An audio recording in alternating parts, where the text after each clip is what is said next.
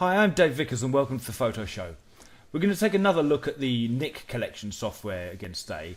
If you haven't seen the previous videos, the Nik Collection is a set of 7 software plugins that work with both Lightroom and Photoshop.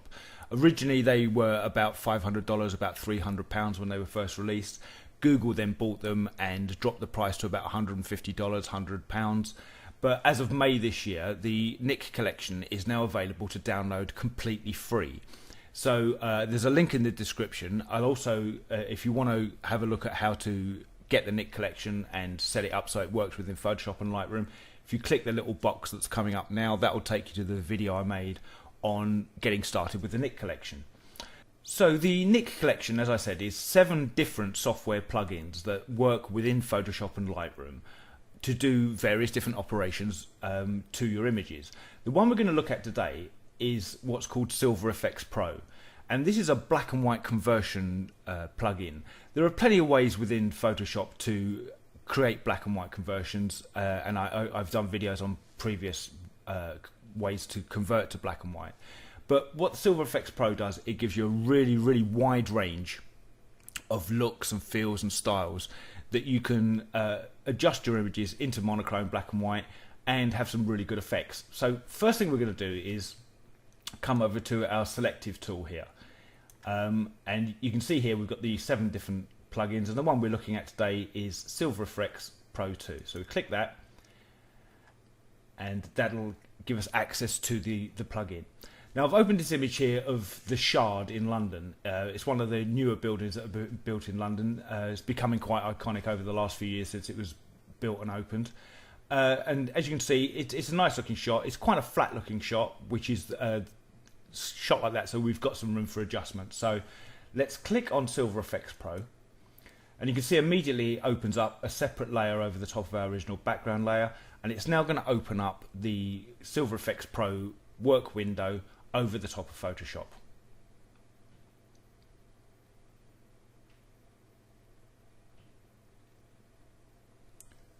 Take a couple of seconds just to load the image in.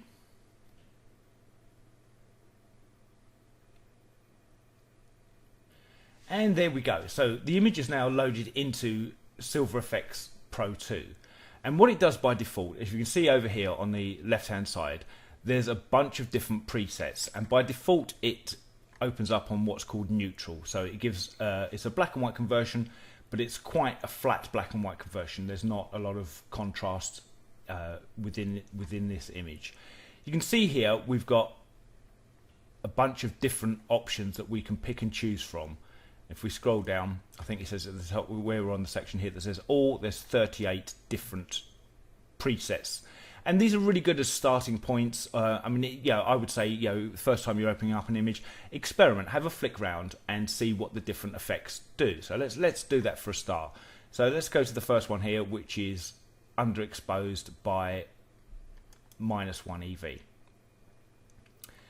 So you can see now it's giving the image a lot more punch. It's a darker image. It's underexposed the image down by 1 stop, and it's giving it a nice look. It's a nice starting point for this image. But we can go through and try some of the others. So we've got an overexposed there, a high contrast version, another high contrast version, high structure, which is structure within all of the Nik programs. It's kind of like the clarity slide that you get in Lightroom or Camera Raw. So we've got some different options here that you can use as starting points. High key, low key versions. And again, so up at the top here, this is all the filters. And then they're also then split down into different subsections. You've got modern, which will give you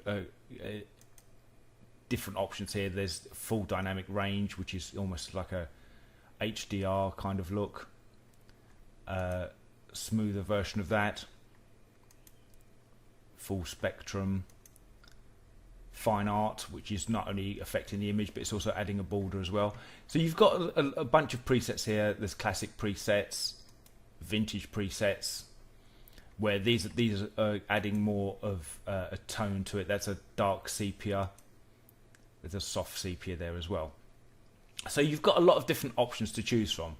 There's also a favorites section here. So if you find that there's any of these that you like and you use regularly, let's say for example you use the dark sepia a lot, if you click the little star next to the name, the star lights up there, it says add to favorites. If you go to the favorites there, dark sepia now appears within your favorites list.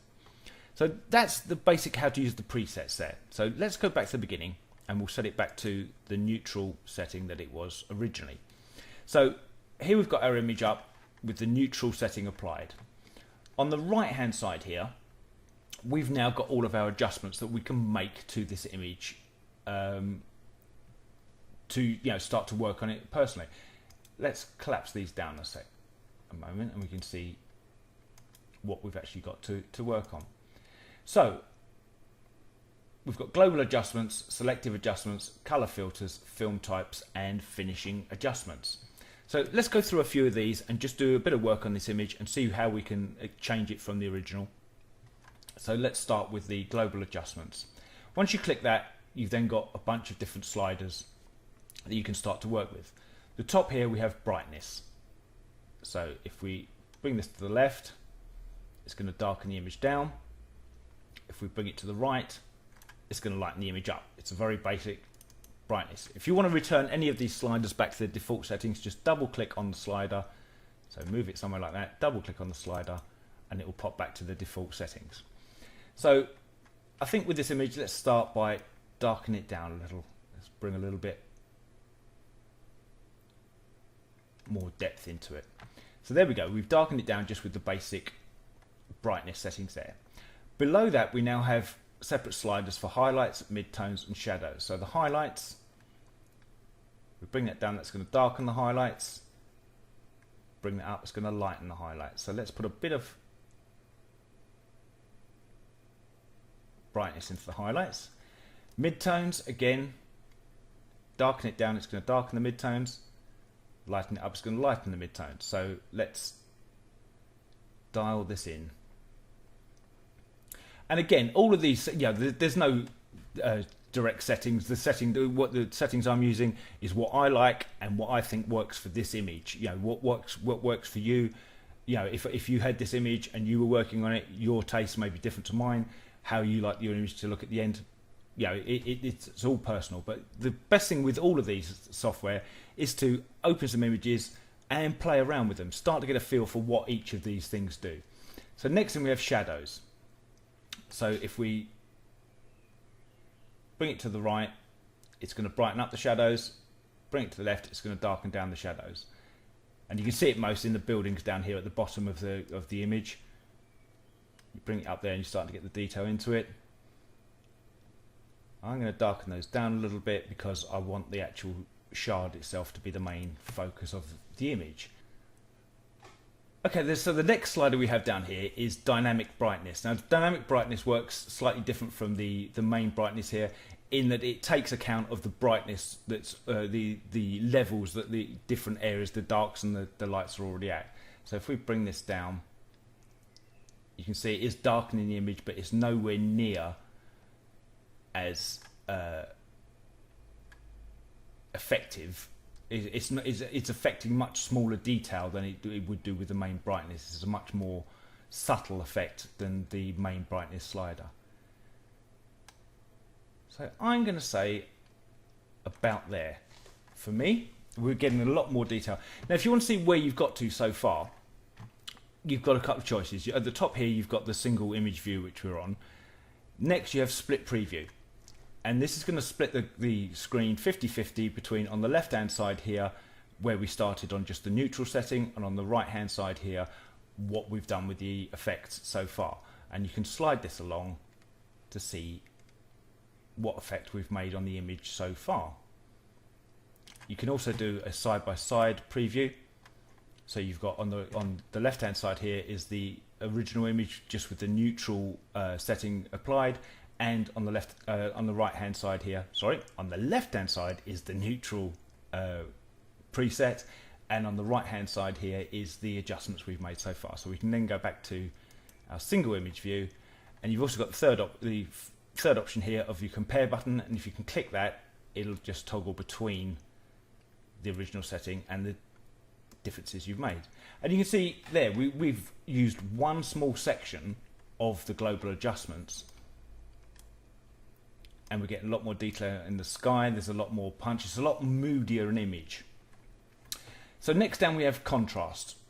And again, if we bring this to the left hand side, we're going to soften the contrast, and it's going to become a lot flatter image. The difference between the blacks and the whites are moulding more towards a grey than they are towards a definitive black or white.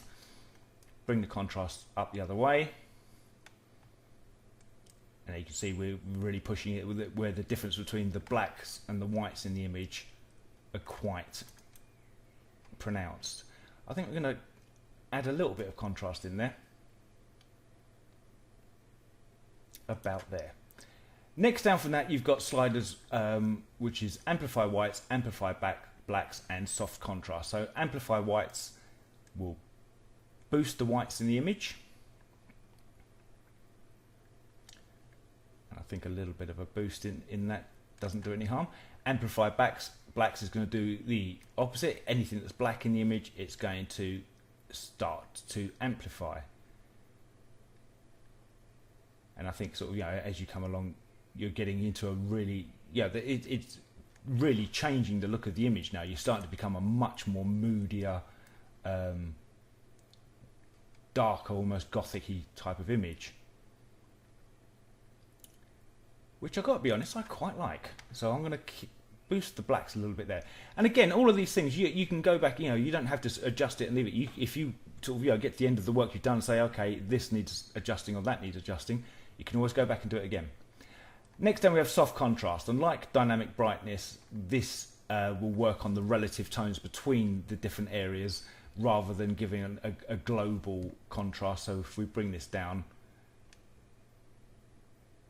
softening it out. If we bring it up, we're adding a little bit of contrast. So I think I like it about there. And the next slider down in this section is structure. And as I said earlier on some of the presets, structure works much like the clarity slider within Lightroom and Camera Raw. If we bring it down, to the left hand side, it's going to soften things up a bit. It's almost giving a slight blur effect. It's most noticeable on this image in the sky. So if we do that, we've got quite a soft look to the sky.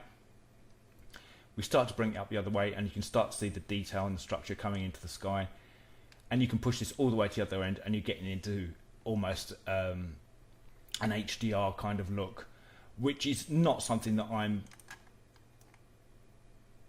going for. So let's have a look. Let's add a little bit of structure into that. And again, so let's go back to our compare button now. So if we go from, that's where the image started, that's where we've got to now, just using two sections there. And then you've got tonal protection here. So if you want to protect the tones in your shadow area, if your shadow areas have become too dark, you can bring a little bit more life into the shadows there. I think about there, so we're still getting a little bit of detail in the shadows. And again with the highlights here, it doesn't look like we've lost too much detail in the highlights, so it's not recovering. A little bit in the clouds maybe, but I'm quite happy with that as it is there. Okay, so that's the global adjustments taken care of. Let's go down to the next one here, which we have is selective adjustments.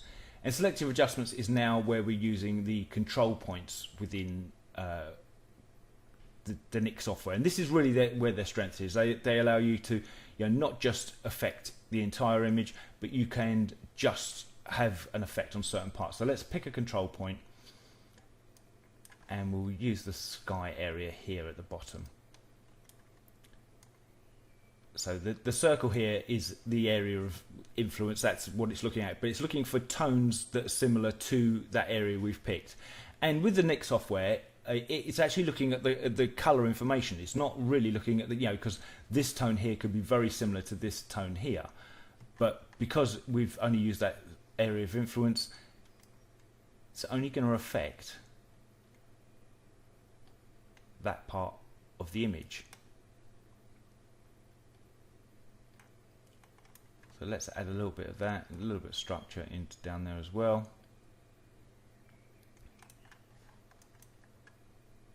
There we go. So with the Nik software, we could do another. Let's do another one up here, just in the white areas of the clouds there.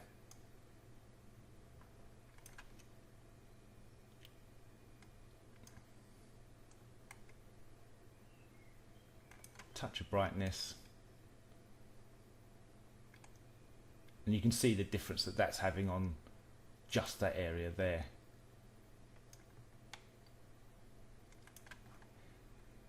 So again, let's go back to our compare now.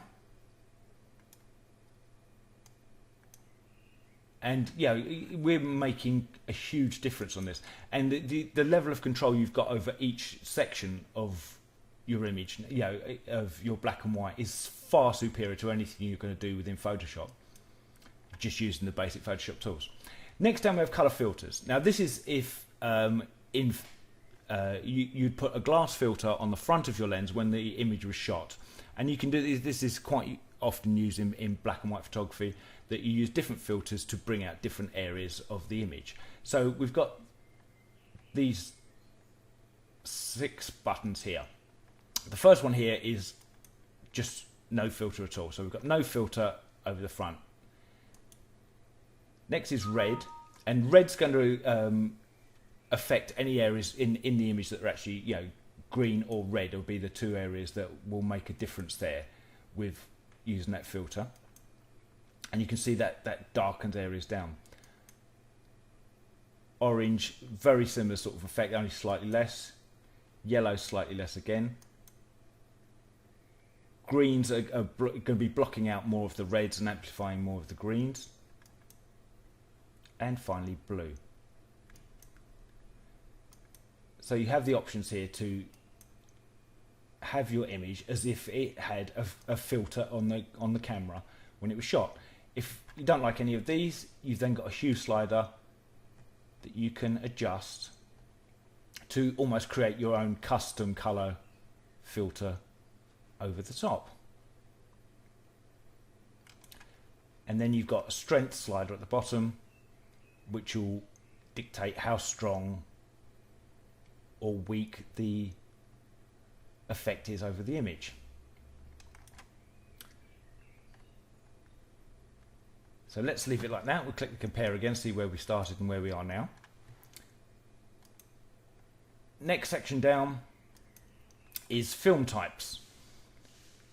Now with film types, at the top here it says neutral. If you do the drop down list, you've now got a bunch of what were classic films from the black and white film days, in various ISO configurations, from ISO 32 up to ISO 3200. And if you scroll on, just hover the mouse over each of these options, you can see the difference that the effect is making. So if that was shot on a Kodak ISO 32 Panatomic X, Ilford Pan F, and you can see each of these is having a different effect to the image. If you go right the way up to the 3200, you can see that as well as the effect it's having on the image, it's also added a lot of grain, which was an effect of using high ISO black and white film. The grain would be much more pronounced, much in the way that if you use high ISOs on your digital camera, you introduce digital noise. In the old days, if you used high ISO film, the grain would be much more pronounced within the film. So let's go back through some of these film types and see if there's one that really jumps out.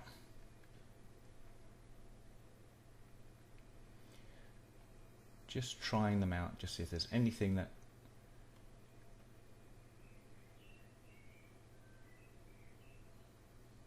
right. I think let's try between the two.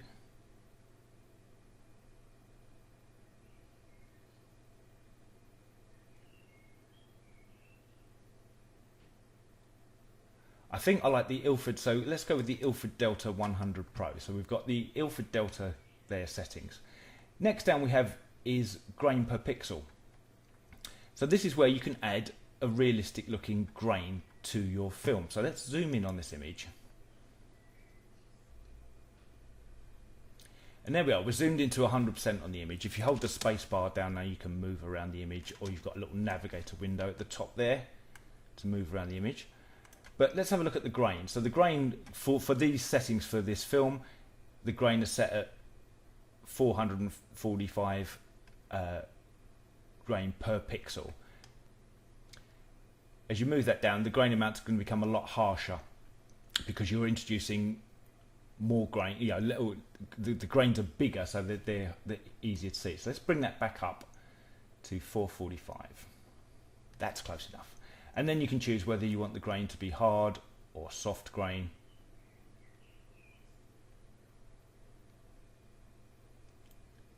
So let's make it a softer grain. So there you can see we've added an effect on the grain on the image. Let's zoom back out now. And again now let's look at all the adjustments we've made. And it's come a long way. Next section down here is your sensitivity, and it's sensitivity to various areas, you know, different tones within the image. Like I said, it still works, even though this is a black and white conversion. The Silver Efex Pro is still working on the colour information that the file contains. So reds here, there's not masses of red in this image to be affected really. A little bit down the bottom. If you look here where the cranes are, as I filter the reds, they darken and lighten up.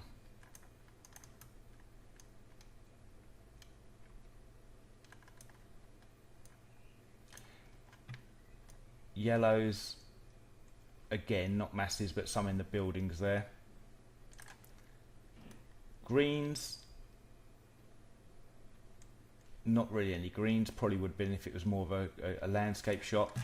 Now the cyans and the blues, the sky should be affected by these. There we go.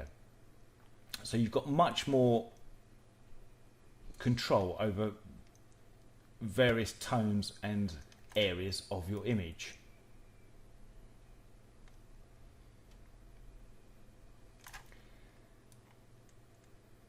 And there's no real violet in there, so that's not a lot of use doing that. Okay, so that's where we've got to so far, and the last little section we've got here in this part is a curve tone, levels and curves. And this curve tone has been added in because we've used this film selection. If we'd used a different film selection, this tone curve would have changed. But then you can now adjust this tone curve if you want to, darken certain areas up, and adjust the tone curve as you please. So that's taken care of the film type section. And finally, we have finishing adjustments. So with finishing adjustments, you have toning. And number one here is your straight neutral black and white. And you can now try different split tones, going from split tones, selenium tones, blue tones, going all the way through it. You've got the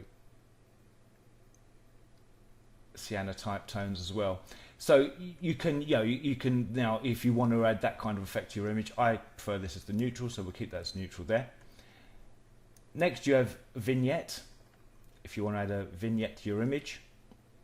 So you've got three different types of lens fall off there to add vignettes to your image. Or if you want it to be more of a central vignette, so it's a white outside or a black frame as well there.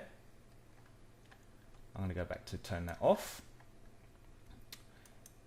Next we have burnt edges, which again is as if the image has been overexposed on the edges. More harsh version of a vignette again. And finally we have image borders. So if you want to add a border to your image, you've got a bunch of different options here that you can try and play around with. Gotta admit, I'm not massively keen on putting borders on images, but if that's what you like, the option is there. So I'm going to turn that off. And the final bit we have at the bottom here is loop or histogram. So you can choose it to be a loop view like it is now, where it will give you a 100% view of the image, and you can scroll around and have a look at different sections of the image there. Or you have your histogram, and your histogram is going to show where the area is here. And you can see that obviously, you know, the way I've played around with this, I've got a lot more in the blacks and the whites, but I wanted this to be a punchy, dramatic looking image. But that's the basic rundown of all the different areas of Silver Efex Pro. I'm going to do different tutorials using Silver Efex Pro because I think it works differently with different images. But I picked this image because it had a lot of different areas that we could look at. So let's go back to our compare now. That was the image when we first started with just the neutral settings, and 5 minutes of playing some of the settings, we've got a much more dramatic, punchy image, much more stylized image than we had at the beginning. And yes, you could probably do all of these things within Photoshop to make the black and white conversion, but the Nik software just makes it really, really easy. Whether you're using the presets to get a good starting point, or whether you're adjusting the sliders straight off yourself, and you know, it's a really, really good way to make black and white conversions. And now the Nik software is free. There's no reason not to download it and enjoy it with the rest of your work. So if we're happy with that, we're going to click OK. That's now going to save the image and open it back up into Photoshop if you want to do any more work on the image. So here we go, there's our original image, and bang, there we have it. We have the Silver Efex Pro layer over the top. So that's where we started with a full color image. That's where we've got to, we're using Silver Efex Pro 2 to convert it to a black and white monochrome image. I think we've got, yeah, it's a really dramatic change from what was quite a flat looking original to a very punchy, very stylized looking black and white image. Okay, so I'm going to leave that there. I hope this has been helpful. I'm Dave Vickers. This is the Photo Show. Remember, if you like what you see on the Photo Show, please comment, like and subscribe in the boxes below. Until next time, see you then.